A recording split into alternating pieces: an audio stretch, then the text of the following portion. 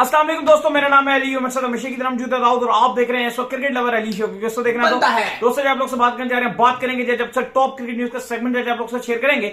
Number 1 पे आप लोगों से बात करने जा रहे हैं अफरीदी के हवाले से कि शाहिद खान अफरीदी ने बड़ी एडवाइस की है मोहम्मद आमिर को। क्या एडवाइस की है, क्योंकि उनके खिलाफ बहुत हेट फैल रहा है, उसके ऊपर बात करेंगे।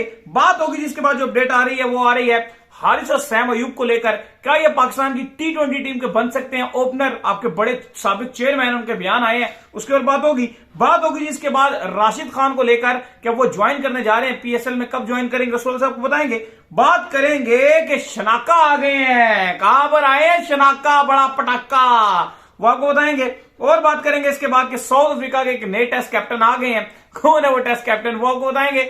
और बात करेंगे कि PSL के आज 2 बड़े मैचेस खेले जाने हैं, उसके ऊपर भी बात होगी। तो अगर आप हमारे चैनल पर नहीं पहली बार आए तो चैनल को सब्सक्राइब करें और साथ ही बेल आइकन को बजाना। तो बात का आगाज करते हैं नंबर 1 खबर के साथ जो कि हमारे पास आ रही है। तो सबसे नंबर 1 खबर आ रही है हमारे पास, खबर ये निकल कर सामने आ रही है कि शाहिद खान अफरीदी ने एडवाइस किया मोहम्मद आमिर को कि वो अपनी गेम के ऊपर ध्यान दें और ऑफ फील्ड जो बयानात दे रहे हैं उससे मुकम्मल तौर पर गुरेज करें, क्योंकि अगर वो कल को टीम के अंदर सिलेक्ट होते हैं तो खेलना तो उन्होंने बाबर के अंडर ही है, तो बेहतर है कि मामला को बेहतर किया जाए। और मेरी और दाऊद की भी उनको ये एडवाइस है कि अगर आप खेलना चाहते हैं तो बाबर से एटलीस्ट पंगे पुंगे ना करिए, क्योंकि वो जब दिल में रख लेते हैं फिर देख लें माल वसीम के साथ क्या हुआ। देखिए अफरीदी ने एक बात बड़ी अच्छी की, उन्होंने कहा कि मैं ऐसा बंदा नहीं हूं कि मैं खाली टीवी पर बैठ के बात करूं और टीवी पर बैठ के आमिर को एडवाइस करूं या किसी को भी। वो कहते हैं कि मैंने उनको पर्सनली मैसेज किया। और ये आपको याद होगा विराट कोहली ने एक बात कही थी कि उनके जो इंडिया के साबिक क्रिकेटर्स हैं, जब उनकी फॉर्म नहीं चल रही थी, वो कहते हैं सारे क्रिकेटर्स के साबिक खूब बयान दे रहे थे। बड़े सुनील गावस्कर का बयान भी आया कि 15 मिनट मेरे साथ विराट कोहली आए, मैं उनको टिप्स दे दूंगा, कोई कुछ कहे। तो विराट कोहली ने एक बात कही थी, वो कहते हैं अगर आप टीवी पर बैठ के कोई बात कर रहे हो या मुझे एडवाइस दे रहे हो ना, वो मेरे लिए नहीं है, वो पब्लिक के लिए है। जिसने मुझे एडवाइस देनी है वो मुझे पर्सनल आके बोले।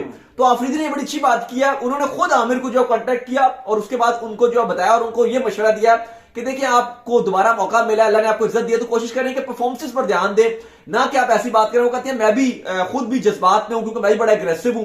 तो कहते हैं कि जब भी मैं फील्ड पर होता हूं कभी कोई ऐसी हरकत कर देता हूं और बाद में पछताता हूं क्योंकि गाली गुली दे दी।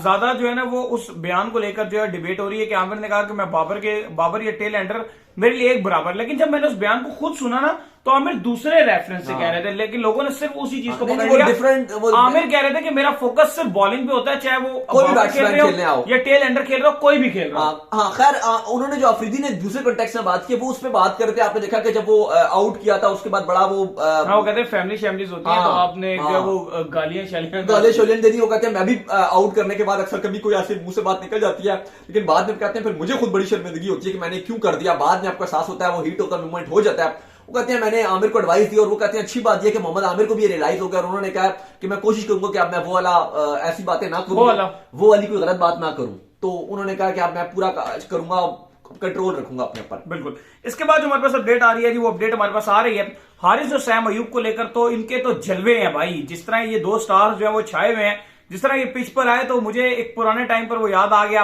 एक टाइम पर इंग्लैंड के अगेंस्ट जो है वो शर्जील और साथ खालिद लतीफ जो ये उतरे थे मैदान में, तारीखी T20 था कि सिर्फ इन्होंने बस मारा था, सिर्फ पटाखे थे, ठप ठप छक्के बज रहे थे। और उस दिन भी जो कल के दिन या परसों के दिन जब ये आए थे तब भी यही हुआ था कि जब इन्होंने सिर्फ पटाखे पटूखे मारे और क्या जबरदस्त इन्होंने शॉट्स मारे, पूरी दुनिया की फैन हुई है। लेकिन आपके साबिक चेयरमैन रमीज राजा हैं और उनका ये कहना है कि T20 के अंदर जो है इन दोनों को ओपनिंग करनी चाहिए। और जब ये चेयरमैन के ओहदे पर जनाब मौजूद थे तो हारिस तक को ये ओपनिंग करने इनकी इतनी हिम्मत नहीं थी कि हारिस को ओपनर भेज सके। लेकिन जब ये सोशल मीडिया पर बैठ रहे हैं तो इनके अच्छे अच्छे बयान आ रहे हैं। नहीं, रमीज ने कहा है जी कि दोनों फ्यूचर के पाकिस्तान के ओपनर है T20 के। और अली साहब वक्त है, मैं तो इस बात पर बड़ा सीधा सा स्टैंड है, न्यूजीलैंड के अगेंस्ट 5 T20s है। न्यूजीलैंड के मेन खिलाड़ी खेलने जा रहे हैं आईपीएल। मैं आप न्यूजीलैंड की बात कर रहे हैं, सेकंड टीम आप न्यूजीलैंड की बात कर रहे हैं, मैं कह रहा हूं अफगानिस्तान के अगेंस्ट आपकी जो सीरीज है, जो सीरीज अफगानिस्तान के अगेंस्ट है, उसका कोई फिलहाल मकसद नहीं है।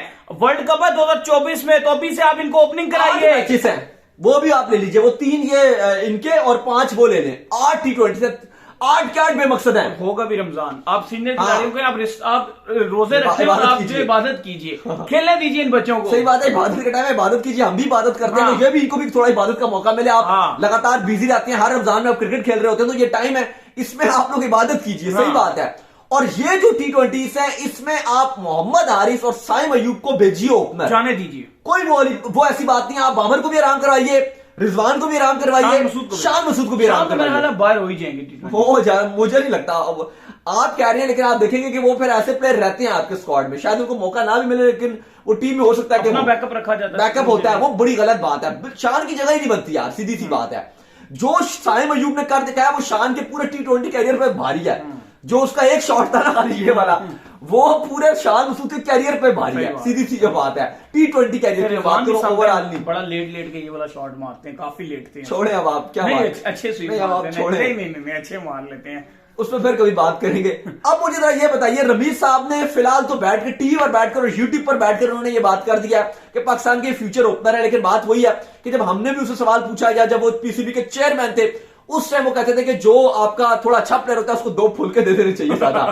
और वो कहते थे कि जी हमारे पास अपनी लिमिट्स हमारी यही है, नहीं मैंने हमें अपने दायरे में रख के खेलना पड़ता है। आपको याद होगा मैंने क्लियर सवाल पूछा, हाँ, क्लियर सवाल था कि यार आप हारिस को ओपनिंग क्यों नहीं करवाई आपने, हाँ, क्या जवाब दिया था उस पर उन्होंने? यही उन्होंने कहा था ना कि जो हमारे 2 फुल के ज्यादा दे देते हैं, जो अच्छे प्लेयर होते हैं हमारे, वो कहते हैं कि इनिंग को कन्वर्ट नहीं करते हैं, इनसे मेरी बात हुई है, 15-20 के लिए बहुत है ये। नहीं देखो, आपको अब मॉडर्न डे क्रिकेट खेलना पड़ेगा, और ये जिस तरह की T20 खेल रहे हैं साइम अयूब और हारिस, चले हारिस तो एक स्लॉगर है, लेकिन जो साइम अयूब है ना जी, वो प्रॉपर शॉट है, उसका जो कवर ड्राइव आपने देखा था, मैं कहता हूं क्लासिकल कवर ड्राइव था यार, सिर्फ बैट का फेस सुने आगे और गया। अच्छा आगे सुने क्या यार, ये लड़का कायदे आजम ट्रॉफी में जितने से रन्स के अंबार लगाए हैं, ये आपकी सोच है, आप जरा देखिए, कायदे आजम ट्रॉफी में इसने रन्स के अंबार लगाए हैं। आप कायदे आजम ट्रॉफी देखिए, छोड़े आप ओडीआई का टूर्नामेंट हुआ था वो देख लीजिए, जिसमें ये और शर्जील ओपनर आ रहे हैं, तो तीनों फॉर्मेट हो गए ना। हाँ, कायदे आजम ट्रॉफी में आप देख लीजिए रन के अंबार थे, ओडीआई का टूर्नामेंट देख लें आप, ओडीआई पाकिस्तान कब तक हुआ आप देख लीजिए, और आप ये भी खुले रन बनाए इन्होंने, तो इसने अपने आपको तीनों फॉर्मेट में रन बनाए हैं।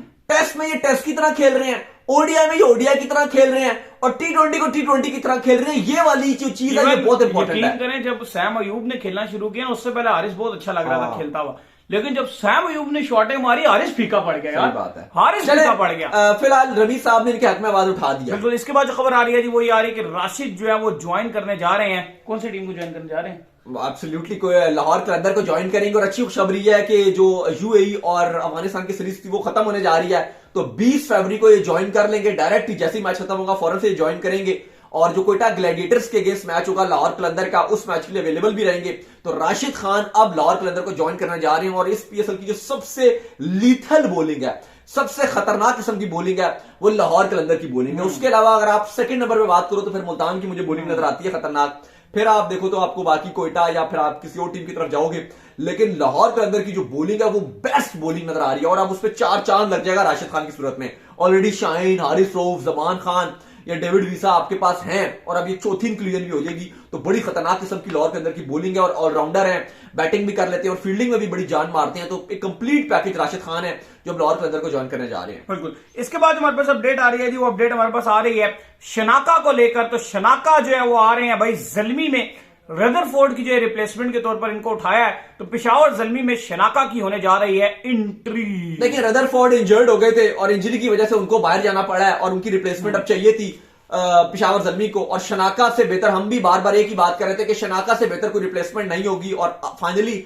आपके हमारी बात भी सुन ली गई, और शनाका को पिशावर जल्मी ने ज्वाइन तो खैर कर लिया था, अब तो टीम को भी वो ज्वाइन कर रहे हैं। तो शनाका की अच्छी बात यह रही कि एक तो वो फिनिशर है, मैं इस time one of the most underrated cricketers में उनको रखता हूं शनाका को, यानी कि वो रन्स बना रहे हैं, गेम जितवा रहे हैं, फिनिश कर रहे हैं, और अनबिलीवेबल वाली जीते दिलवाते हैं। जहां उनकी टीम हार जाती है वहां से वो वन मैन आर्मी वाली हीरोइक खेलकर जितवा देते हैं, तो ये खास बात है। और अच्छी बात एक और इनके अंदर है कि क्रूशियल टाइम पर 1-2 ओवर भी डाल देते हैं, मीडियम पेसर है हल्के फुल्के, जैसे आपका हुसैन तल्लत है, अच्छे बाउंसर भी मार देते हैं, तो उस लिहाज से एक आपके पास ऑप्शन भी दे देंगे बाबर आजम को, तो एक बड़ी अच्छी इंक्लूजन हो गई है। और मोस्ट इंपॉर्टेंट, बाबर आजम को चाहिए कप्तानी में निखार, तो ये कप्तान भी बहुत बेहतरीन है, तो ये बाबर आजम को टिप्स भी देगा, क्योंकि माफ कीजिएगा बहुत सारे आपके पाकिस्तान टीम में भी खिलाड़ी हैं जो बाबर आजम को एडवाइस कर सकते हैं, लेकिन वो चीज नजर नहीं आती। जब वो अपनी फ्रेंचाइज में होते हैं तो चीजें नजर आती हैं चैंपियन तरीके से, किस तरीके से अपनी टीम को एडवाइस कर रहे होते हैं, लेकिन वो जो बाबर के साथ होते हैं पाकिस्तान टीम में तो बस खास एडवाइस नजर नहीं आती। लेकिन शनाके की अच्छी बात यह है कि शनाका साहब जो है वो बाबर आजम को एडवाइस भी करेंगे, तो पेशावर ज़ल्मी के लिए बड़ी अच्छी बात है कि कैप्टन आ रहा है और फिनिशर भी है और हल्की फुल्की बॉलिंग भी आपको डाल के दे देगा, तो बाबर आजम के लिए पेशावर ज़ल्मी के लिए बड़ी ही गुड न्यूज है। बिल्कुल। इसके बाद जो अपडेट हमारे पास आ रही है जी, वो अपडेट हमारे पास ये निकल कर सामने आ रही है कि साउथ अफ्रीका का न्यू टेस्ट कैप्टन जो है वो अनाउंस कर दिया गया है। कौन आए हैं जी? देखिए जी, डीन एल्गर इनके टेस्ट के कप्तान थे, ओडीआई और टी20 के कैप्टन बाबूमा थे, और अब डिसाइड ये कर लिया गया कि बाबूमा को टेस्ट की भी कप्तानी दे दी गई है। हाँ बता, एक इन्होंने अच्छा काम किया कि टी20 की जो कप्तानी है वो बाबूमा ने अब छोड़ दिया है, और मोस्ट प्रोबेबली शायद वो टी20 टीम में खेले भी ना, क्योंकि उनकी बेस्ट 11 में जगह भी नहीं बनती, जो फर्स्ट 11 टी20 की 11 है। ओडीआई में तो सेंचुरी भी उन्होंने मारी थी पिछले दिनों, बैटिंग ठीक करते हैं, टेस्ट में भी ठीक है। तो बाबूमा अब ओडीआई और टेस्ट के कप्तान बन चुके हैं, लॉन्गर फॉर्मेट में कप्तानी करेंगे। ये साल भी वर्ल्ड कप 2023 का है, तो बड़ा साल है, वर्ल्ड कप का साल है, ओडीआई की बात होगी, तो उस लिहाज से उनके लिए भी अच्छा है। लेकिन टी20 की कप्तानी छोड़ दिया है। मिलर एक मोस्ट फेवरेट कैंडिडेट है जो टी20 की कप्तानी संभालने को बिल्कुल तैयार है। और आज खेला जाना है जी पीएसएल का डबल डेकर, जो है डबल डेकर होने जा रहे हैं।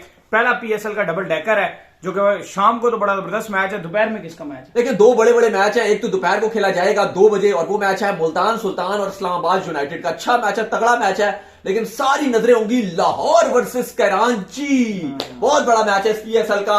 एक मैच हो गया बड़ा, पेशावर और कराची का, वो भी धुआंधार मैच था, और अब कराची लाहौर का, क्योंकि आकिब जावेद, शाहीन शाह अफरीदी, इन दोनों ने यह कहा कि ये हमारे लिए पाकिस्तान और इंडिया का मैच है, और उन्होंने कराची किंग्स को इंडिया रेट किया है। ब्लू जर्सी भी है उनकी, तो उन्होंने कहा जी हमारे लिए नजदीक इंडिया जैसा मैच है। शाहीन ने बोला मुझे वो वाली वाइब्स आती हैं जो इंडिया के अगेंस्ट आती है, और आकिब जावेद ने कहा जी कि हम लाहौर, कलंदर और कराची का मैच होता है, हम इंडिया पाकिस्तान का मैच लेते हैं। तो बड़ा तगड़े वाला मैच है। अब जो पहला मैच है उसमें आप किसको सपोर्ट करें, इस्लामाबाद और मुल्तान क्या? और डिसाइड हम दोनों के दरमियान ये हुआ है कि जो पहले 5 मैचेस हैं उसमें अली की इस्लामाबाद होगी, और कोयटा पहले 5 मैचेस के लिए मेरी होगी, और उसके बाद जो है वो अली की हो जाएगी। तो ये बड़ा सख्त टाकरा चलेगा। तो फिलहाल पहले मैच में अली की, आज इस्लामाबाद है, मेरी मुल्तान सुल्तान है, और दूसरे मैच में आपको पता है लोड मेरी है, लोड इनकी है, और कराची मेरी है, कराची इनकी है, कराची सीवीओ मेरी है। सही है। तो उम्मीद करते हैं आज के हमारे शो को आएगा पसंद आया, पसंद वीडियो को लाइक कीजिए, हमारे चैनल को सब्सक्राइब कीजिए, साथ के बेल आइकन को बजाइए, और एक और काम कर लीजिए, वो ये कर लीजिए, इंस्टाग्राम में फॉलो इंस्टाग्राम में मुझे फॉलो कर लीजिए, वहां पे मैं मौजूद हूं, दाऊद क्रिकेट के नेम से। आपको सवाल हो तो भेजिएगा, इनको भी फॉलो कर लीजिए। मैं ऑफिशियल के नाम से लिंक डिस्क्रिप्शन में जाइए, फॉलो कीजिए। अल्लाह हाफिज, बाय, ख्याल रखिए।